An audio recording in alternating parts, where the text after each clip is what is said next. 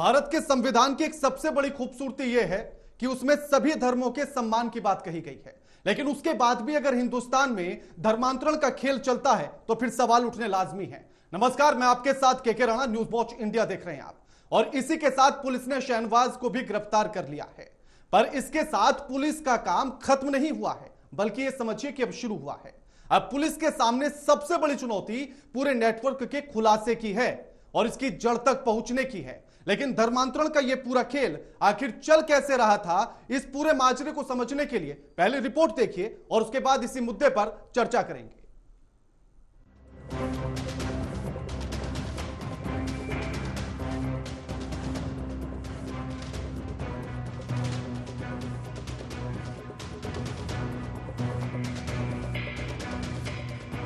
Online game के जरिए बच्चों का धर्मांतरण करवाने वाले रैकेट में शामिल शहनवाज खान उर्फ बद्दू को पुलिस ने गिरफ्तार कर लिया है। उसे महाराष्ट्र के रायगढ़ जिले से गिरफ्तार किया गया है। शहनवाज खान को ही इस रैकेट का मास्टरमाइंड माना जा रहा है। यूपी पुलिस काफी दिनों से शहनवाज की तलाश कर रही थी। शहनवाज को मुंबा पुलिस और गाजियाबाद पुलिस ने मिलकर अलीबाग के एक लोन से गिरफ्तार किया है। इससे पहले धर्मांतरण रैकेट से ही जुड़े गाजियाबाद की एक मस्जिद के मौलवी अब्दुल रहमान को भी पुलिस गिरफ्तार कर चुकी है। पूछताछ में मौलवी ने बच्चों के धर्मांतरण की बात कबूली थी। गाजियाबाद में केस दर्ज होते ही शहनवाज खान परिवार के साथ सोलापुर छोड़कर चला गया। शहनवाज बार बार अपनी लोकेशन बदल रहा था। मां और रिश्तेदारों से पूछताछ में उसके मुंबई के वर्ली में होने की खबर मिली। पुलिस के वर्ली पहुंचने पर वो भाग गया। वर्ली से भागकर वो अलीबाग के एक लॉन्च में छिप गया, जहां से पुलिस ने शहनवाज को गिरफ्तार कर लिया। बहला फुसला कर बच्चों का धर्मांतरण करने का ये सारा खेल 3 स्टेप में होता था। पहला स्टेप था बच्चों के साथ ऑनलाइन गेम खेलना। दूसरा स्टेप था बच्चों से ऐप के जरिए चैटिंग करना और इस्लाम के फायदे बताना। शहनवाज को ही इस पूरे रैकेट का मास्टरमाइंड माना जा रहा है। शहनवाज ऑनलाइन गेम के जरिए बच्चों से दोस्ती करता था, फिर चैटिंग कर उन्हें इस्लाम के फायदे बताता था और बहला फुसला कर धर्मांतरण कर देता था। नहीं, देखिए, हमने ऑनलाइन गेमिंग के बारे में पहली बार एक फ्रेमवर्क कंसल्टेशन के बाद हमने नोटिफाई किया है। उसमें तीन टाइप ऑफ गेम्स हम नहीं अलाउ करेंगे देश में। एक जिसमें बेटिंग हो, दूसरे में अगर यूज़र हार्म हो, यूज़र यानी कि यूज़र को हार्म पहुंचाने वाला कोई गेम हो, और तीसरा क्राइटेरिया है एडिक्टिव। ऐसे कोई भी एक फैक्टर में कोई गेम अगर वायलेट करता है, उस गेम को देश में बैन किया जाएगा। इसमें दो राय नहीं है। हम इस इशू को शहनवाज को गिरफ्तार कर लिया है। अब पुलिस के सामने सबसे बड़ी चुनौती पूरी साजिश और गिरोह का पर्दाफाश करना है। इस साजिश के तार विदेशों से होने की भी संभावना से इनकार नहीं किया जा सकता है। Bureau report, news watch India. जिनमें था कि हिंदू, मुस्लिम, सिख, ईसाई आपस में है भाई भाई। अगर फिर ये पंक्तियां बचपन से हमने पढ़ी हैं तो उसके बाद सवाल ये उठेगा कि अगर धर्मांतरण का ये खेल करने वाले लोग क्या ये पंक्तियां नहीं पढ़ पाए थे, और अगर उन्होंने भी पढ़ी थी तो फिर उन्हें यह शिक्षा किसने दी कि धर्मांतरण का खेल भी चलाया जाए। आखिर क्यों लगातार ऐसी खबरें निकलकर सामने आ रही हैं कि हिंदू बच्चियों को मुस्लिम धर्म में परिवर्तन कराने की कोशिशें लगातार की जा रही हैं। कई जगह पर वो कामयाब भी हुए और कई जगह पर जब राज खुला तो बवाल शुरू हुआ तो राजनीति भी गर्म हुई, और राजनीति गर्म हुई तो उसके बाद मुद्दा निकलकर सामने आने लगा। और उसी के साथ की जो तस्वीरें आपकी टीवी स्क्रीन पर इस समय पर हैं, वो तस्वीरें इन सारी बातों की गवाही देती हैं। जो अभी तक आंकड़े निकलकर सामने आए, वो आंकड़े भी इस बात की गवाही देते हैं कि एक बड़े स्तर पर धर्मांतरण का यह पूरा खेल खेला जा रहा है। आखिर क्यों? क्या सरकार को इस पूरे खेल के चलने के समय पर कुछ पता नहीं लगता है? सवाल यह भी कि आखिर जब यह खेल चलाया जा रहा हो तो उस समय पर प्रशासन आखिर खामोश क्यों हो जाता है? यह सवाल इसलिए भी उठेगा क्योंकि मध्य प्रदेश के दमोह में गंगा जमुना स्कूल से जो मामला निकलकर सामने आया, उसमें जो खबरें निकलकर सामने आई वो बेहद चौंकाने वाली हैं। खबरें उसमें यह भी थी कि स्कूल के भीतर से ही एक खुफिया रास्ता ऐसा भी बनाया गया जो मस्जिद तक जाता था। आखिर वो खुफिया रास्ता जब बनाया जा रहा था तब प्रशासन आखिर क्यों कुंभकर्ण नींद सो रहा था? सवाल यह भी कि जब इस पूरे मामले पर हिंदू संगठन ने विरोध प्रदर्शन किया, उसके बाद पुलिस इसकी जांच करती है और स्कूल को क्लीन चिट दे देती है। आखिर किसके कहने पर? ये तमाम वो सवाल हैं जो आज हम पूछेंगे।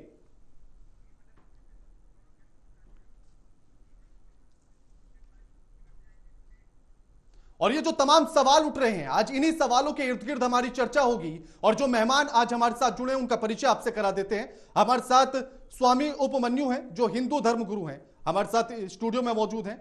और हमारे साथ मुस्लिम स्कॉलर हैं हाजी नजीम। आप दोनों का स्वागत है न्यूज वॉच इंडिया पर। हाजी जी, सवाल यही है कि अगर बचपन से हमने उन पंक्तियों को पढ़ा है कि हिंदू मुस्लिम सिख ईसाई आपस में है भाई भाई, और अगर हम हिंदुस्तान के संविधान को मानते हैं जिसमें लिखा है कि सभी धर्मों का सम्मान करना जरूरी है, फिर यह धर्मांतरण का खेल क्यों चल पड़ता है? देखिए राणा जी, आपने जो अभी कहा कि हिंदू मुस्लिम सिख ईसाई हम सब भाई भाई, ये बात आपकी बिल्कुल अच्छी है और ये होना भी चाहिए। और जिस तरीके से, लेकिन ये धर्म परिवर्तन के नाम पर सिर्फ एक समुदाय को टारगेट किया जाता है, ये बिल्कुल गलत है। अब ये बताइए कि ऑनलाइन गेम से जो ये बार बार बात आती है कि धर्म परिवर्तन कराया गया, मैं आपके चैनल के माध्यम से ये कहना चाहता हूँ कि हाजी नाजिम का आप ब्रेन वॉश करके दिखाइए कि ऑनलाइन कि क्या ऐसा कभी होता? नहीं होता। ये नहीं तो आप के राणा का ब्रेन वॉश करके दिखा दीजिए, वो भी नहीं होगा। लेकिन जो हो रहे सवाल उनके लिए है नाजिम जी। नहीं नाजिम जी, सवाल उनके लिए है जो ब्रेन वॉश हो जाते हैं। आप के राणा का करके दिखा दीजिए, मैं भी स्क्रीन पर आपको चैलेंज कर रहा हूं। हाँ तो मैं वही तो कह रहा हूँ इसी बात को राणा जी, ब्रेन वॉश नहीं होता। लेकिन हाँ, जिस तरीके से मुस्लिम समाज के खिलाफ एक ही साजिश के तहत प्रोपगंडा चलाया जा रहा है, एक दिन इंशाल्लाह ये सब उजागर होगा, पता चलेगा लोगों को। देखिए नाजिम जी, हाँ, देखिए किस तरीके से मुसलमानों को फंसाया जा रहा है। नाजिम जी, मुसलमानों का नाम पूरी तरीके से छवि खराब करी जा रही है। नाजिम जी, मेरा सवाल सुन लीजिए। मैंने इस चर्चा की शुरुआत इसीलिए उन पंक्तियों से की और भारत के संविधान के साथ की। मैं किसी एक समुदाय को टारगेट करने की बात नहीं कर रहा हूं। मेरा बड़ा सीधा सा सवाल है कि अगर वो पंक्तियां हमने पढ़ी हैं, हम भारत के संविधान को मानते हैं, फिर ये खबरें क्यों निकल कर आती हैं? मध्य प्रदेश के स्कूल से क्यों ऐसी खबरें निकल कर आती हैं? अगर हाई स्कूल का रिजल्ट आया था तो हिंदू लड़कियों का जो पोस्टर था वो हिजाब के साथ क्यों पेश किया गया? है ये कि आपका देखिए हिंदू मुस्लिम समाज का नहीं, देखिए राणा जी देखिए, देश के माहौल खराब करने के लिए इस तरीके की बातें सामने आती है। आपने दोनों पंक्तियां पढ़ी, मुझे बहुत अच्छा लगा, मैंने आपकी बात का समर्थन किया कि आपने बहुत अच्छा कहा। लेकिन ये बताइए सर, ये ठीक नहीं है, किसी भी हालत में ठीक नहीं है। आप नहीं, बिल्कुल बिल्कुल बिल्कुल, मैं लौटता हूं आपके पास नाजिम जी, मैं लौटता हूं। हमारे साथ स्वामी उपमन्यु है, उनको भी जरा चर्चा में शामिल कर लेते हैं। बिल्कुल उपमन्यु जी, सवाल यही है कि आखिर जो खबरें निकलकर सामने आ रही हैं, अगर इतना बड़ा स्कैम चल रहा है, अगर इतने बड़े पूरे साजिश खेली जा रही है, आखिर किसकी शय पर? ये बता तो रहे हैं 21 पार्टियों के शय पे। ये उन 21 पार्टियों के शय पे है जिसमें कांग्रेस सबसे पहले कहते हैं 47 में देश आजाद हो गया। स्वामी जी की आवाज नहीं आ रही है हमको, एक बार चेक कीजिएगा। 300 साल पुरानी मानसिकता है। देश आजाद हुआ आखिर ये जो साजिश चल रही है, चलिए मैं आपकी बात को भी मान लेता हूं कि ब्रेन वॉश किसी का नहीं कराया जाता, मैं आपकी बात से मानसिकता जो, लेकिन उसके बाद जो खबरें निकल कर आ रही हैं, सवाल वो खड़े करती हैं। ऐसी हो गई कि नाजिम जी, लोग ये सोचते हैं जो हाँ हम हिंदू मुस्लिम भाई भाई कि ये मुसलमान भाई हमसे दुखी नहीं हो, रुष्ट नहीं हो, ये ईसाई भाई दुखी ना हो, रुष्ट ना हो, ये सिख भाई दुखी ना हो, रुष्ट ना हो। लेकिन हुआ क्या कि हमारे इस अच्छे काम को लोगों ने दुरुपयोग किया। उन्होंने अपनी बातें जबरदस्ती मनवाई। सेकुलर जो है इंदिरा गांधी ने डाला, भीमराव अंबेडकर ने नहीं डाला। बहुत गहराई से नाजिम भाई सोचिए, आप बुद्धिजीवी हैं, आप बदल सकते हैं लोगों को, आप बदलना चालू करिए, हमको अच्छा लगेगा। नाजिम जी, उन्होंने तो कहा कि अगर लोगों को बदलना है तो उन्हें अच्छी तरह चीजों के लिए बदलिए।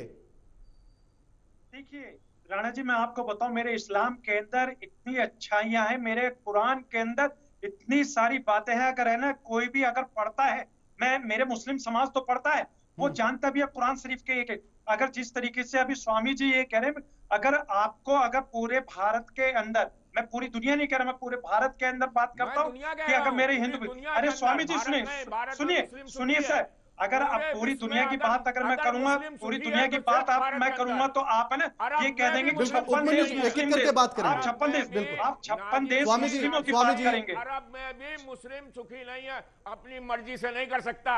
बिल्कुल एक एक करके बात करेंगे, बहुत गहराई से समझिए।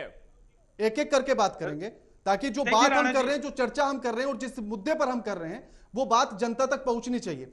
बिल्कुल नाजिम जी, अपनी बात रखिए।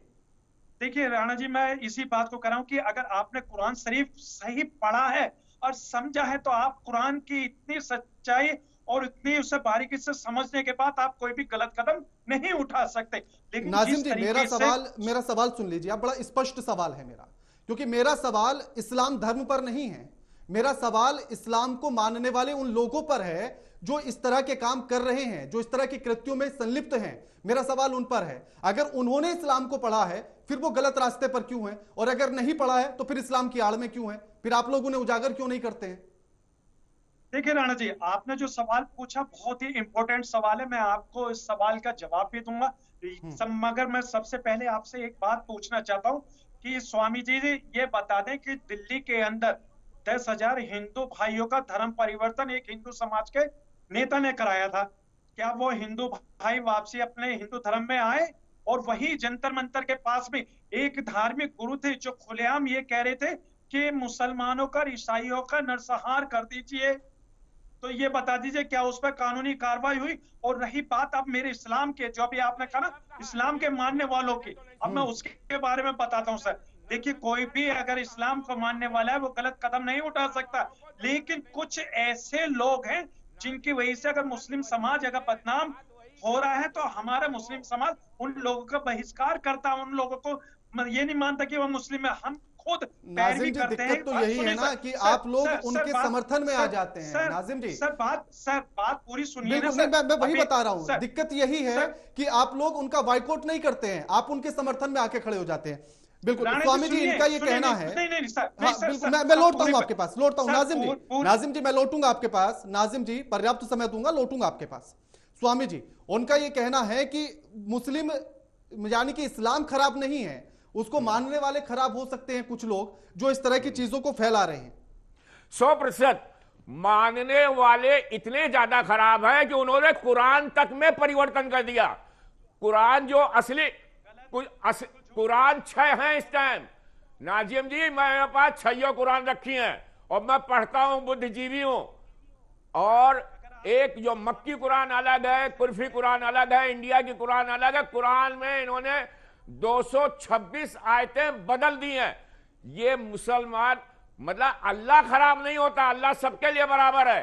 लेकिन जो ये बराबर ये कहते हैं ना लोग कि हम बहानेबाजी है, करना अपनी मर्जी की है और नाम अल्लाह का लेते हैं, ये बहुत गलत बात है, बहुत सोचने की बात है।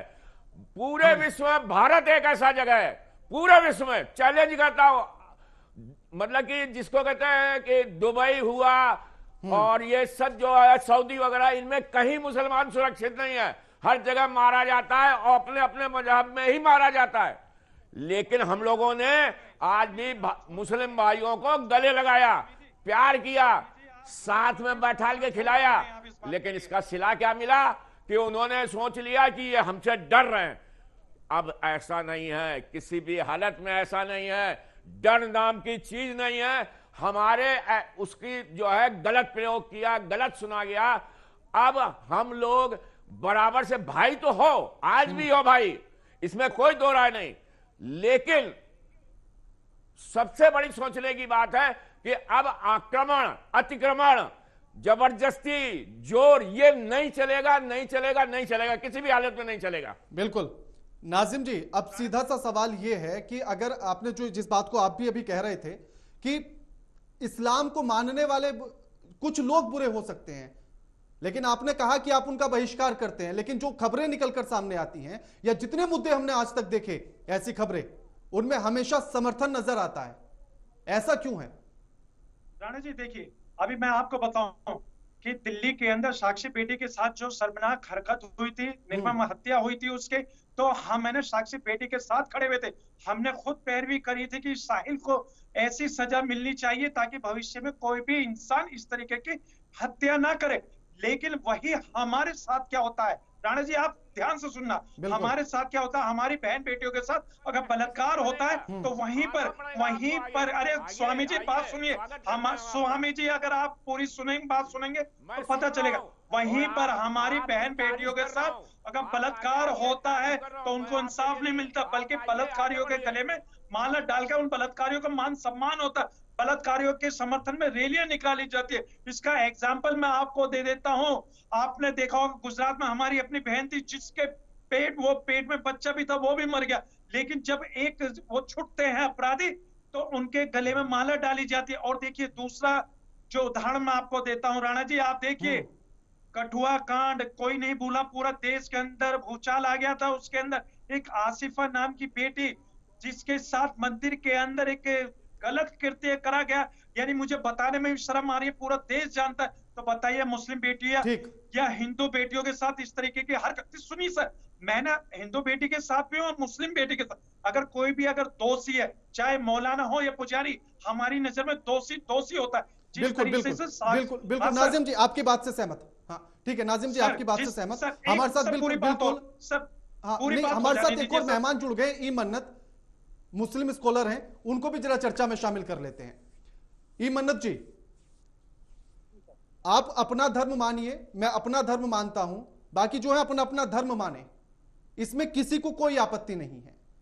हिंदुस्तान का संविधान भी यही कहता है कि अपने अपने धर्म को मानने की, उसमें आस्था रखने की हर किसी को स्वतंत्रता है। लेकिन सवाल तब आकर खड़े होने लगते हैं, परेशानियां तब आकर सामने आती हैं जब परिवर्तन कराया जाने लगता है। गाजियाबाद का मुद्दा ऐसा ही, दमोह में स्थिति वैसी ही, आखिर ये क्यों होता है?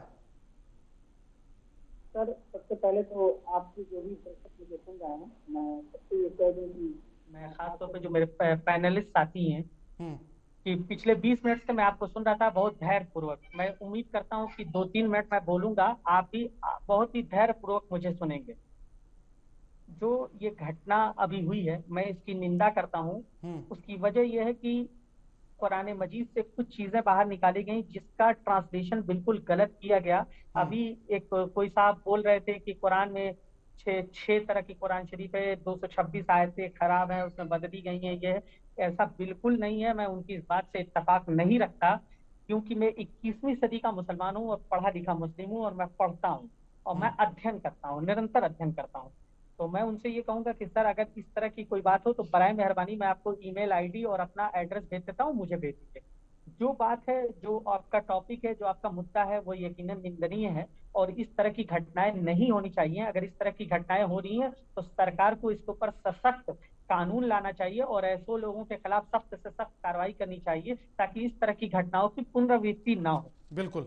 लेकिन किसी धर्म और जाति को टारगेट करके उसको बना करके ये दुर्भाग्यपूर्ण है। देखिए, परिवर्तन सिर्फ मुसलमानों में नहीं होता है, ईसाइयों में भी होता है।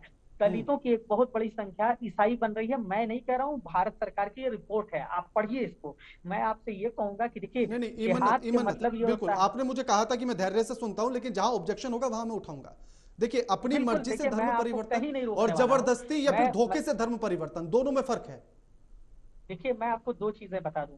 भारत में खास तौर पे जब आप संविधान को पढ़ेंगे तो इस बात का उल्लेख हुआ कि धर्मनिरपेक्ष कहते किसे हैं।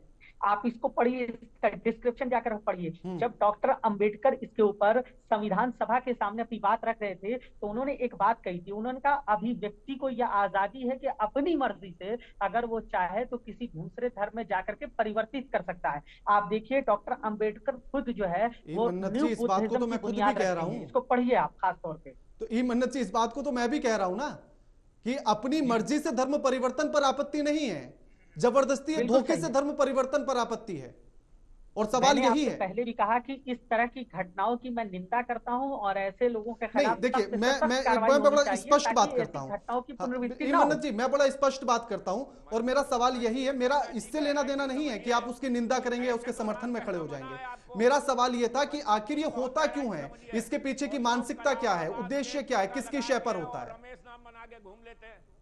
ये क्या है, आप बताइए मन्नत जी। कि ऐसे तो कहते हैं इस्लाम जो है टीका लगाना हराम है, कलावा बांधना हराम है, राम कहना हराम है, लेकिन लड़की को पटाने के लिए वो रमेश नाम रख देंगे, गणेश नाम रख देंगे और कलावा ही बांध लेंगे, टीका भी लगा देंगे। ये इस्लाम में कहाँ लिखा है? मेरे को इस बात को, आप स्कॉलर है, आप इस बात को बता दीजिए।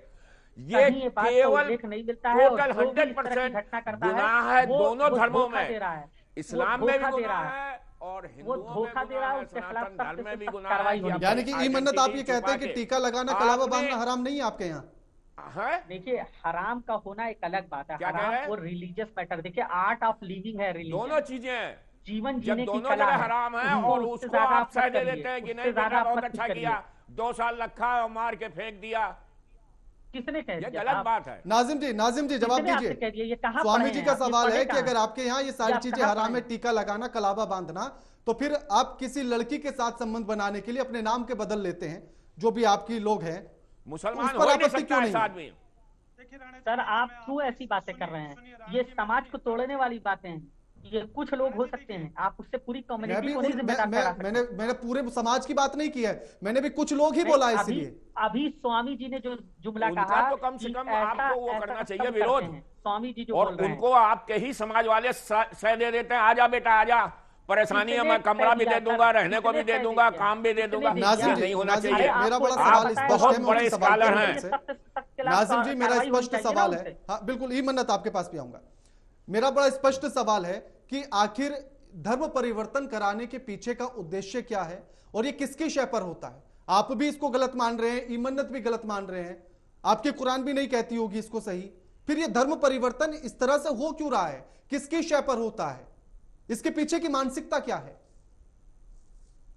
ये आप सवाल किससे कर रहे हैं? आप ही से राणा है, नाजिम जी। अच्छा, तो देखिए राणा जी, जिस तरीके से अभी स्वामी जी ने एक बात कही, देखिए शायद तो क्या है, एक जांच का विषय है कि अगर मुस्लिम समाज अगर धर्म परिवर्तन करता उसकी भी जांच होनी चाहिए, अगर कोई हिंदू समाज धर्म परिवर्तन करता है तो उसकी भी जांच होनी चाहिए। ये नहीं कि अगर हिंदू भाई ने अपना धर्म परिवर्तन कर लिया तो उसका सारा ठीकरा मुसलमानों के ऊपर फोड़ दिया जाता है। और जब कोई मुस्लिम समाज का सब गौर करने वाली बात है, मैं बड़ी इंपॉर्टेंट बात कह रहा हूँ, अगर मुस्लिम समाज अगर धर्म परिवर्तन कर लेता है, कोई इंसान वो गैर मुस्लिम बन जाता है, तो पता क्या होता है, उसके लिए ये कह देते हैं कि उसने घर वापसी करी। ये सर ये क्या है? अगर इन सबको अगर रोकना है तो एक ऐसा कानून बनाना चाहिए कि आप कोई से भी धर्म परिवर्तन नहीं कर सकते। अगर आप हिंदू हैं तो आप हिंदू रहिए। सर सुनिए, सर सुनिए, हमको बढ़ना है, हमको आपको बढ़ना है। सर नहीं सर, देखिए सर, स्वामी जी सुनिए, नहीं सर, स्वामी जी हाजी नाजिम संविधान को मानने वाला है, कानून में बहुत आस्था है, हम कानून को मानने वाले हैं, आप कानून को नहीं मानते, आप जानिए। लेकिन हाजी नाजिम और मुस्लिम समाज कानून को मानता है सर। सर हम कानून को मानते, संविधान के अंदर हमारी पूर्ण आस्था है। स्वामी जी आप अगर बात पूरी सुनने देंगे तो देश को भी पता चलेगा कि मुसलमान चाहता क्या है देश का। मुसलमान ये चाहता है कि भारत के अंदर हमेशा हिंदू मुस्लिम भाईचारा बना रहे, भारत की एकता अखंडता हमेशा मजबूत रहे। जो लोग मुसलमानों को बदनाम करने, सर सुनिए सर, मैं वही कहना चाह रहा हूँ, जो लोग मुसलमानों को बदनाम करने के लिए उनकी छवि, लेकिन इस तरीके से नहीं होगा। सर ये बताइए, अगर ये जो था केरल, सुनिए सर, मुसलमानों के, अरे आप बढ़िया आगे। स्वामी जी अगर बात सुनेंगे तो पूरे देश को पता चलेगी। देखिए मुसलमान, सर मुसलमानों के स्वामी जी आपके पास आऊंगा मैं, उनकी बात पूरी होने दीजिए। स्वामी जी आपके पास लौटूंगा, आपके पास ही आ रहा हूं। देखिए राणा जी, मेरा मानना यह है कि अगर आपको अगर ये सब चीजें रोकनी है तो उसके लिए हमारे केंद्र सरकार को पूरी तरीके से मजबूत होना पड़ेगा, और उसके अंदर हम मुस्लिम समाज और हिंदू समाज दोनों को सरकार का साथ देना है, ताकि केंद्र सरकार को पता चले कि ये इस तरीके का मामला बन क्यों रहा है। बिल्कुल बिल्कुल नाज़िम जी, मैं आप ही के लिए एक बात कह रहा हूँ, ये सरकार के साथ साथ जो धर्म गुरु हैं, चाहे वो मुस्लिम धर्म गुरु हो या हिंदू धर्म गुरु हो, दोनों को आगे आना पड़ेगा इसके लिए। आपके जो समुदाय के लोग हैं उनको समझाना पड़ेगा कि चीजें गलत क्या है और सही क्या है। बिल्कुल मैं यही समझाना चाहता हूं। बिल्कुल बिल्कुल स्वामी जी आप ही के पास आ रहा हूं मैं। अब इनका ये कहना है कि इस तरह की चीजें हिंदू धर्म में भी होती हैं, और जब कोई मुसलमान कन्वर्ट करके हिंदू धर्म में आता है तो कहा जाता है कि इसने तो घर वापसी की है, तो इन चीजों पर भी रोक लगनी चाहिए।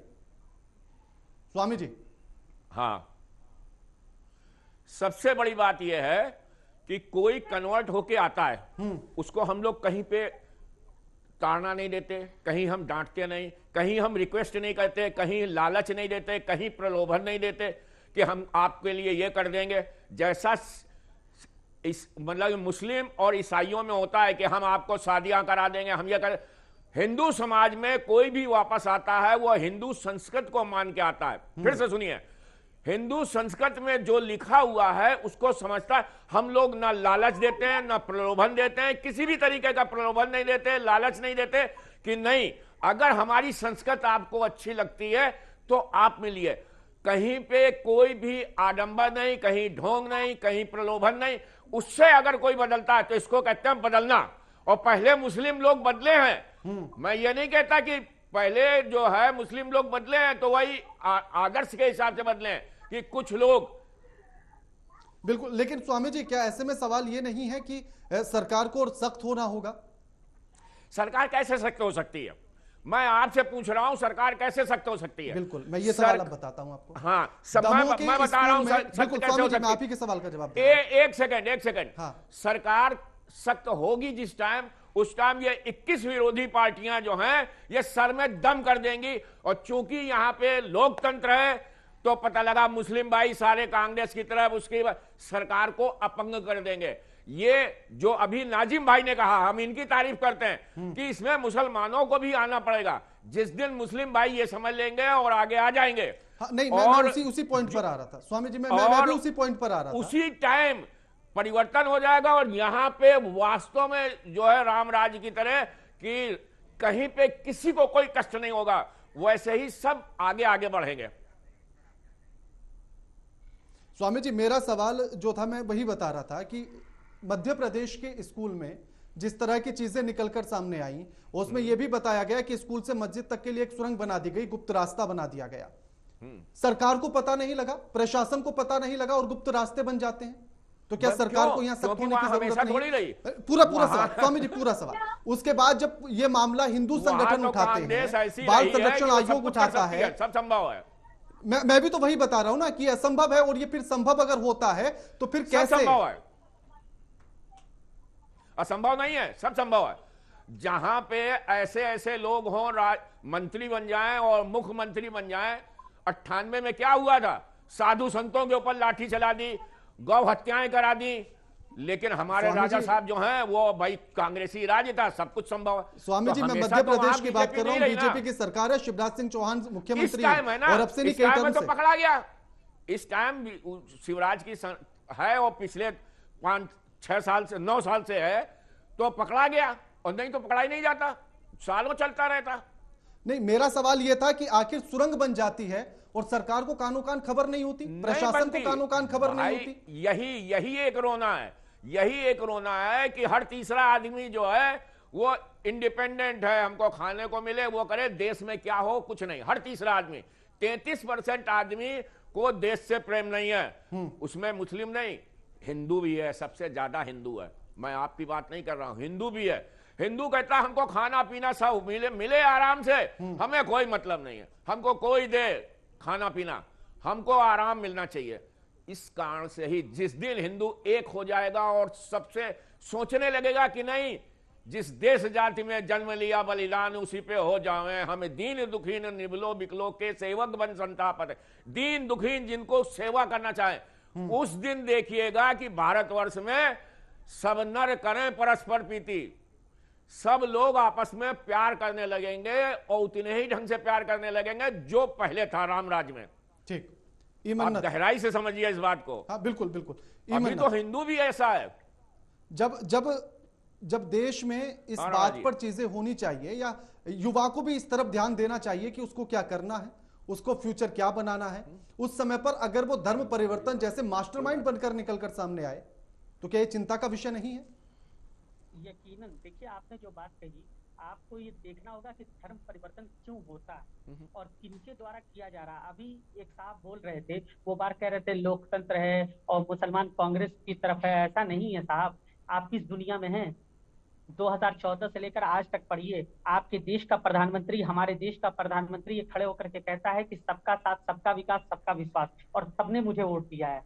अभी उत्तर प्रदेश में नगर निगम के चुनाव हुए, मैं जिस जिले से आता हूँ वो गोरखपुर शहर है, माननीय मुख्यमंत्री का गृह जनपद है। आप पता कर लीजिए यहाँ पर कितने % वोट पड़े और किस इलाके से कैसे वोट पड़े।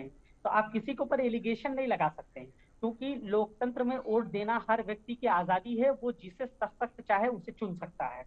दूसरी बात अभी उन्होंने कही मैं खुद भी नौजवान हूं और मैं आपसे ये कह रहा हूं कि यकीनन इस तरह की घटनाओं की बारीकी से जांच होनी चाहिए और इस तरह के लोगों के खिलाफ सख्त से सख्त कार्रवाई होनी चाहिए ताकि इस तरह की घटनाओं की पुनरावृत्ति ना हो। लेकिन वो बार बार कह रहे हैं कि अरे कुछ लोग ऐसा करते हैं, ये करते हैं, वो करते हैं। ऐसा करने से काम नहीं चलेगा साहब। अगर सरकार इसके लिए जवाबदेही तय होनी चाहिए। वो कह रहे हैं 9 साल से सरकार है इसलिए हो गया, नहीं होता, ऐसा होता, वैसा होता। ऐसा नहीं है। जो हुकूमत में होता है सवाल उसी से किया जाता है और सवाल करना हमारी जिम्मेदारी है और सरकार की जिम्मेदारी है कि लोकतंत्र में वो जवाबदेही उसकी जिम्मेदारी है। बिल्कुल बिल्कुल। नाजिम जी, अब एक बड़ा इंपॉर्टेंट सवाल है और सवाल यह है कि जब वक्फ बोर्ड के अध्यक्ष वसीम रिजवी जितेंद्र त्यागी हो जाते हैं तो इसको क्या कहेंगे, परिवर्तन या घर वापसी? सर एक बार दोबारा अपना क्वेश्चन दोबारा दोहराएंगे आप सर? जब वक्फ बोर्ड के अध्यक्ष वसीम रिजवी जितेंद्र त्यागी हो जाते हैं तो इसको क्या कहेंगे आप?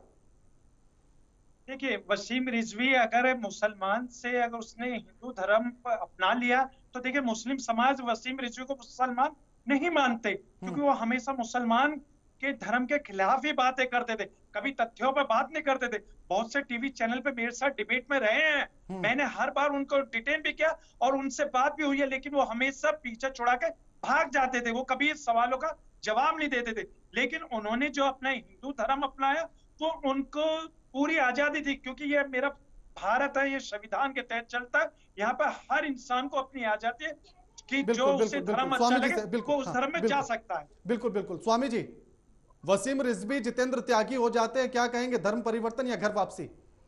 नहीं, उनकी स्वस्थ सोच है। जब इन्होंने कहा ना हर व्यक्ति अपने ढंग से सोच सकता है, न जाने कितने ऐसे हिंदू रहे जो मुसलमान बन गए तब इन्होंने उंगली नहीं बनाया और संत बन गए तब नहीं बताया। अब उन्होंने हिंदू शब्द, इसका उत्तर मैं दे भी चुका हूं अभी भी कि भाई हमारे यहां कहीं पे भी किसी को ताड़ा नहीं दी जाती, डांटा नहीं जाता, किसी तरीके का ढोंग नहीं किया जाता, किसी तरीके का लालच नहीं दिया जाता।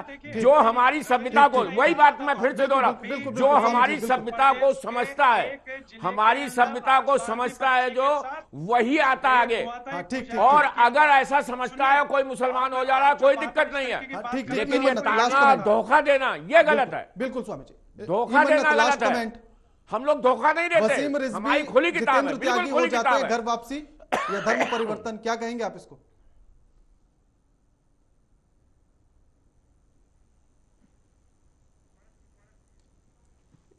ई मन्नत सवाल की वसीम रिजवी जितेंद्र त्यागी हो जाते हैं तो धर्मांतरण कहेंगे या घर वापसी कहेंगे, या जैसा स्वामी जी ने कहा कि ये तो स्वस्थ सोच है? और पहले हुआ है कई हिंदू ई मन्नत।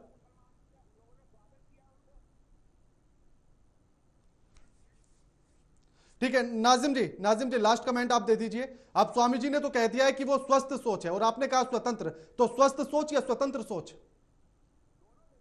देखिए, मैं इस बात को बार बार यही कहूंगा राणा जी, देखिए अगर उन्होंने मुस्लिम समाज से अगर हिंदू समाज में गए, उनका पर्सनल मामला है, उसमें मुस्लिम समाज का रोल नहीं है। लेकिन हाँ, जहां मेरे हिंदू भाई अगर कोई अगर इस्लाम की अच्छाइयों को देखकर अगर मुझसे इस्लाम धर्म अपनाता है तो वहीं पर स्वामी जी जैसे और धार्मिक ग्रुप खड़े हो जाते। लेकिन हाजी नाजिम कभी भी अगर जितेंद्र त्यागी जी ने धर्म परिवर्तन करके हिंदू समाज में रहे तो वो बने तो कभी समर्थन नहीं करा हमें, क्यों उनकी आजादी उनके साथ। बिल्कुल बिल्कुल बिल्कुल बिल्कुल बिल्कुल। शुक्रिया ई मन्नत आपका हमारे साथ इस चर्चा में शामिल होने के लिए, और स्वामी उपमन्यु जी आपका भी शुक्रिया हमारे साथ इस चर्चा में शामिल होने के लिए, और हाजी नजीम आपका भी शुक्रिया हमारे साथ इस चर्चा में शामिल होने के लिए। लेकिन ऐसे में जो सवाल था, सवाल यही कि आखिर ये धर्मांतरण का खेल कब तक चलता रहेगा, और साथ में यह भी कि आखिर ये धर्म परिवर्तन किसकी शय पर होता है, आखिर इसके पीछे की मानसिकता क्या होती है और उद्देश्य क्या होते हैं।